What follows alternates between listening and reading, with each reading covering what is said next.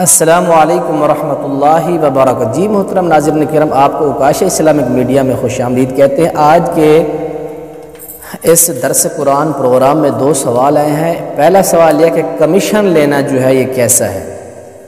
دلال کا، ڈیلر کا، آڑتی کا، یہ تجارت کرتے ہوئے دونوں فریقین بائع اور مشتری دونوں کے درمیان ایک واسطہ قائم کرا کے جو کمیشن لیتا ہے، یہ اس کی شرعی حیثیت کیا ہے؟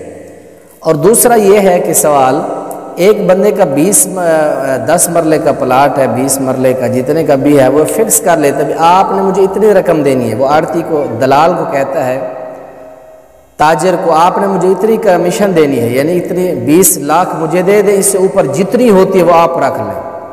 ان دونوں چیزوں کی شرعی حیثیت کیا ہے؟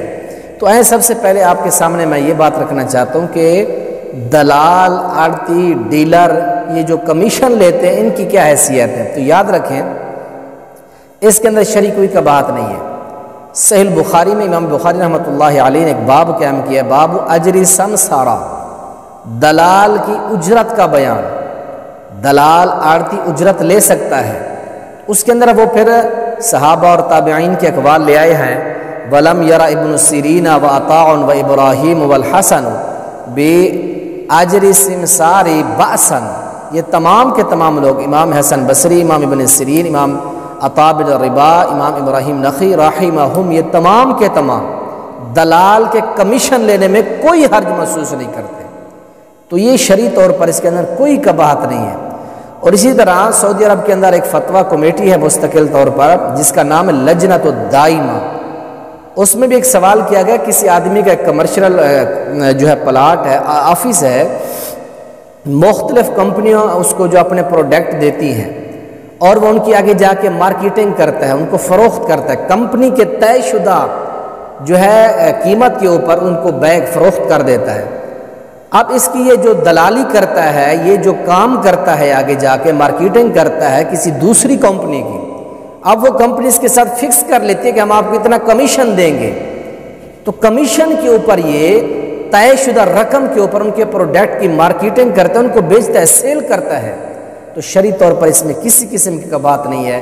تو لجنۃ الدائمہ کے شیوخ اور علماء نے یہ فتویٰ دیا کہ ایسے آدمی پر کوئی گناہ نہیں ہے۔ تو دوسرا سوال یہ ہے کہ ایک بندہ کہتا ہے کہ میرا یہ پلاٹ ہے، میرا جانور ہے، آپ بیچیں، اس میں سے 10 لاکھ مجھے دیں، اس سے اوپر جتنی رقم ہوتی ہے آپ لے لیں۔ تو اس حوالے سے بھی یاد رکھیں، حضرت ابن عباس رضی اللہ تعالیٰ عنہ فرماتے اس میں کوئی حرج نہیں ہے۔ کوئی آدمی کہتا ہے کہ آپ یہ کپڑا بیچ دو، اس کی جو مقررہ قیمت ہے اتنی مجھے دے دو، اس سے اوپر جتنی رقم ہوگی وہ آپ لے لیں، آپ کے پاس رہے گی، بس آپ مجھے یہ مقررہ قیمت دے دیں، باقی جتنی ہے وہ آپ رکھ لیں، کوئی مسئلہ نہیں ہے۔ تو یہ حضرت ابن عباس رضی اللہ تعالیٰ عنہ بھی فرماتے ہیں۔ اور اسی طرح امام ابن سیرین رحمۃ اللہ علیہ وہ بھی فرماتے ہیں، اذا قال بیعہ کذا، فرماتے ہیں کہ جب کوئی بندہ کسی کو کہے کہ یہ چیز بیچو، فما کان من ربح فهو لک او بینی و بینک، کوئی بندہ کسی کو کہتا ہے یار یہ میری فلاں چیز بیچ دے، اس کی اتنی رقم میں لے لوں گا، اور اس سے جو من ربح جو منافع ہوگا، جو اضافی اس رقم سے اوپر منافع ہوگا، فهو لک، وہ تیرے لیے ہے۔ ایک او بینی و بینک، یا وہ میرے تیرے درمیان تقسیم ہوگی۔ یہ اس کے اندر فرماتے ہیں فلا باس، اب اس میں کوئی حرج نہیں ہے۔ قال النبی صلی اللہ علیہ وسلم المسلمون علی شروطہم، مسلمان اپنی شرطوں کے پابند ہوتے ہیں۔ فتح الباری کے اندر بات ہے۔ تو دونوں چیزیں قرآن حدیث سے ثابت یہ ہوئیں کہ کمیشن لینا یہ جائز ہے۔ اور پھر یاد رکھیں، جواز کے دلائل میں سے ایک دلیل یہ بھی ہے کہ معاملات میں اصل جواز اور اباحت ہوتی ہے۔ حرمت کے لیے کسی دلیل کا ہونا لازمی ہوتا ہے، یعنی کسی چیز کو اگر ہم حلال حرام کہتے ہیں تو اس وقت کہتے ہیں جب کوئی دلیل ہوتی ہے۔ قرآن و حدیث میں ہمارے پاس کوئی ایسی دلیل نہیں ہے جو دلال کے کمیشن کو حرام قرار دیتی ہو۔ تو معاملات میں اصل جو ہوتی ہے وہ اباحت اور جواز ہوتا ہے، اور کسی چیز کے حرام ہونے کے لیے دلیل ہوتی ہے۔